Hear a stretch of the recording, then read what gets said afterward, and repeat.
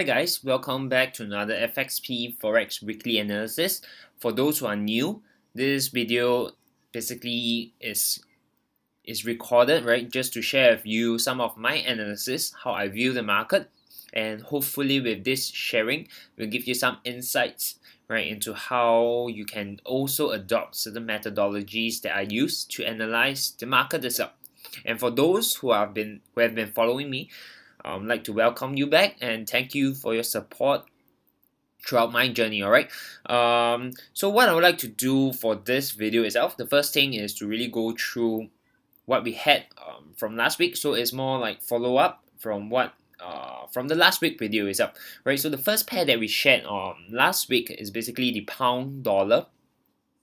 Last week we shared that the pound dollar, this is the level that we're interested at, right? And we are in the trade, right? So last week it went up, but Friday itself, there was a positive US data, which basically just bring back the price of pound dollar to the region itself, right? So right now price is back in this support structure, all right? And what we are saying now is that there is a potential divergence happening, all right? We have a double bottom over here, and if you look at your RSI, it prints a higher low, and therefore it forms a divergence.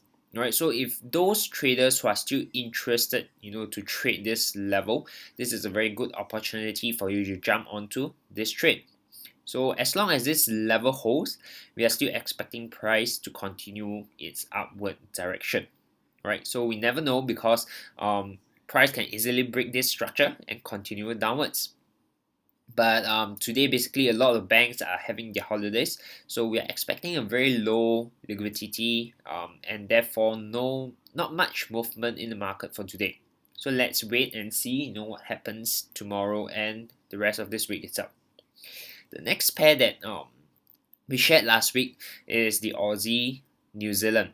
Right, we mentioned that this 618 level is where we are looking for price to come back, and that's where we are interested to actually enter on this trade, right? In expectation that it will continue its upward movement. Right, what we see now is price during when market opened this week, price came down to the 618 level, and once it touched the 618 level, it has bounced higher. Right, so right now we are up by about 30 pips in this trade. Right, so let's just wait and see. Once again, today market is very quiet, so let's see what will happen to this trade itself. The next one that we had last video was the US Canadian. Right, this pair we entered based on a double top divergence and a 618 retracement. Right, but essentially we stopped out last Friday due to the positive US data.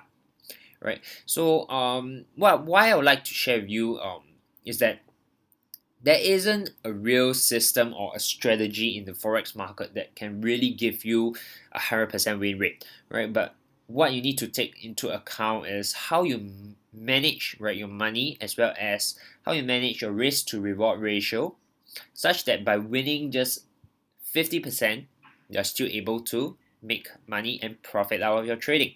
So what I want to show you is that yes, this trade we will stop up, but last week we also shared on the Euro New Zealand trade. So the setup is very, very similar. It's also a double top divergence followed by a 618 entry. Right, and what you can see is that this trade hits the 618 level and it went all the way down to hit our take profit level 1. Alright, so in this trade, once it hits take profit level 1, that's where we want to take partial profit out, and we are still having half of our position running for target 2. And if you look into these two trades, right, this one we get stop up, the US Canadian. Alright, this pair we will stop out. So essentially we stop out with, if you enter with a 2% trade, that's where you stop out for 2%. But if you look at the risk to reward of this 2618 setup, the reward is definitely more than 1:1, right? So if you look at this is the risk, right? If this is the risk, this is our reward. And if you compare them, right, let me just see if I can. Okay, so if you compare them, you can see that the ratio is more than 1:1. So essentially, when we lost one trade on the US Canadian and we win this trade, we actually make a profit. Alright, so this is something that many traders are not aware about, right? Keeping your risk to reward healthy. Right, so this is a very good example that why you need to have a good risk to reward. Alright, so this week video, what I want to add on into a potential watch list is the USD franc pair. Right, so if you look at this chart, right, what we can see is there is a double bottom here, and there is a minor support resistance over here, right?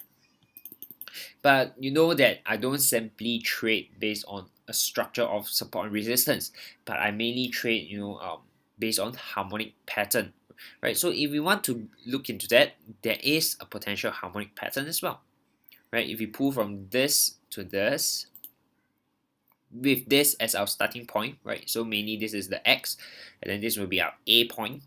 What you can see is that there is a retracement towards the 50% level. So with this, we know that if B points hits 50%, we have a potential bad pattern. And the bad patterns will complete at the 88.6 level, which is here. Alright, and if we draw a horizontal line, what we can see is that there is also a confluence of previous support now turn resistance. Right, adding on to this, right, we also have another smaller pattern. If we take this point as our starting point, right, and we pull our Fibonacci, what you can see is that your B point now is at the 78.6 level. And if you have this, it is a potential butterfly. Alright, and the butterfly pattern completes at the 127. Alright, so what you can see is this two pattern completes almost around that same region, and if we draw in this region, right, what you can see is that it coincides with your previous support level, support structure, now turn resistance, right? So what I want to share with you is that other than just spotting a valid pattern, what I like to do is also to add on some additional confluence, mainly the support and resistance structure. Alright, so this particular pair itself and this setup, if price does go up and hit our patterns, right, and complete them, I will personally take this trade as well.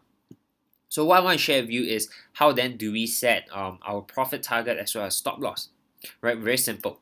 What I like to do is I pull from my extreme low point using a Fibonacci to where we are going to enter, right? So assuming that I'm using the bad pattern as an example of entry, I'll stop at my bad pattern entry, right? And my first target, right, if I short here, my first target will be at the 382, right? And my stops will go slightly above my X. So if my X is at 9601, I'll add on some buffer on top of it, right?